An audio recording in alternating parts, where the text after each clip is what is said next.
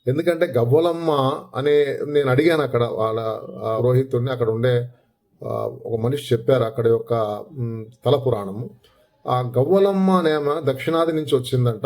అక్కడికి వచ్చి కాశీ విశ్వనాథుడి గురించి తపస్సు చేసి స్వామిని మెప్పించి స్వామి అనుగ్రహాన్ని పొందిందంట. అప్పుడు అమ్మవారి అనుగ్రహాన్ని కూడా పొందింది. కాబట్టి వాళ్ళు భగవంతుడు అమ్మవారు అయ్యవారు ఏం చెప్పారంటే, నువ్వు ఇక్కడే ఉంటావమ్మా, గవ్వలమ్మ రూపంలో నిన్ను అందరూ దర్శనం చేసుకుంటారు, మా దర్శనం తర్వాత నీ దర్శనం తప్పనిసరిగా చేసుకోవాలి అని స్వామి అన్నాడని అక్కడ వారు చెప్తున్నారు. అక్కడ రాస్తుంది కూడా. అలాగే గవ్వలమ్మ ఎందుకు అన్నారంటే, అమ్మకి తనకు ఆకలేస్తే అమ్మవారు తనకు గవ్వలు ఇచ్చి తినమనిందంట. అలా గవ్వల్ని ఆహారంగా స్వీకరించింది కాబట్టి ఆమెని గవ్వలమ్మ అంటారు. అదొక పురాతనమైన గుడి అండి, అమ్మవారి రూపంలో ఉంటుంది. మనం దర్శనం చేసుకోవచ్చు. మంచి శక్తివంతమైన గుడి ఉంటుందండి.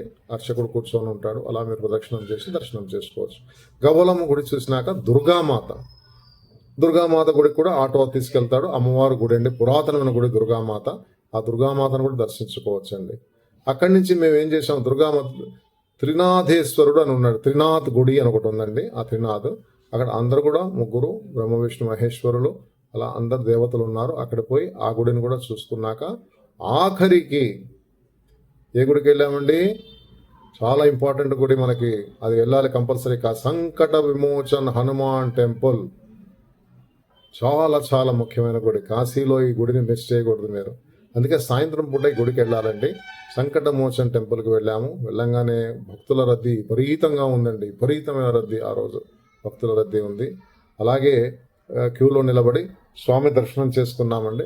అక్కడ అందరూ ఏం చేస్తుంటారంటే, స్వామి కూర్చొని హనుమాన్ చాలీసా పఠనం చేస్తుంటారండి. అందరూ కూడా భక్తులు కూర్చొని భజనలు చేసేవాళ్ళు భజనలు చేస్తుంటారు. స్వామి హనుమాన్ చాలీసాని నిత్యపారాయణం చేస్తుంటారు. అందరూ కూడా కూర్చొని మనం అలా తిరిగి ప్రదక్షిణం చేసి స్వామికి అందరూ పక్కన అన్ని షాప్స్ ఉన్నాయి, స్వీట్ షాప్స్ ఉన్నాయండి. పేడాలు కోవాలు అన్ని కొనిస్తారు. ఆయనకి హారతిగా నైవేద్యంగా పెడతారు, తీసుకెళ్తుంటారు. చాలా ముఖ్యమైన గుడి అండి. అంటే తులసీదాసు ఈ గుడికి ఎప్పుడు వచ్చేవాడని, అక్కడే కూర్చొని హనుమాన్ చాలీసా ఆయన పఠనం చేశాడని అని చెప్తారండి. అది గుడి చాలా ముఖ్యమైన గుడి, హనుమంతుడి గుడి. ఆ గుడి చూసుకున్నాక ఆ రోజు కార్యక్రమాలు, మా 4వ రోజు కార్యక్రమాలు, మా విశేషాలు, కాశీనగరంలో తిరిగిన ప్రదేశాలతో మాది ఆ రోజు యాత్ర పూర్తయింది. ఆ టెంపుల్ చూసుకున్నాక బ్యాక్ టు మా యొక్క సౌకర్యానికి వచ్చి ఆ రోజు రెస్ట్ తీసుకున్నామండి. ఇది ఈ 4వ రోజు విశేషాలు. అందరూగా తప్పకుండా వినండి. మీరు కూడా కాశీ యాత్ర ప్లాన్ చేసుకున్నప్పుడు ఈ విధంగా ప్రొసీడ్ కాండి. ఓం నమ శివాయ, ఓం నమ శివాయ, ఓం నమ శివాయ.